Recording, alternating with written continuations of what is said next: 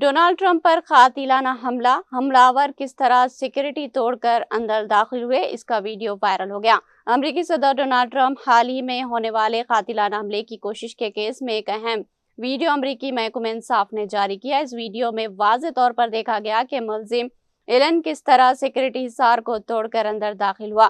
Hotel میں قائم کیے گئے سیکورٹی چیک پوائنٹ سے ملزم اچانک تیزی سے گزرتے ہوئے فائرنگ کرتا ہوا سی سی ٹی وی کیمرے میں ریکارڈ ہوا۔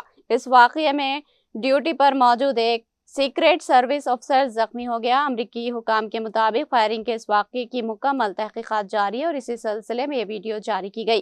یہ واقعہ 24 اپریل کو واشنگٹن ہوٹل میں منعقد ہونے والے وائٹ ہاؤس ڈنر کے دوران پیش آیا، جہاں ملزم ایلن نے فائرنگ کی ہے۔ اس صورتحال کے پیش نظر صدر ڈونلڈ ٹرمپ، ان کی اہلیہ نائب صدر جے ڈی وینس، وزیر دفاع اور وزیر خارجہ مارکو روبیو کو فوری طور پر وہاں سے محفوظ مقام پر منتقل کر دیا گیا۔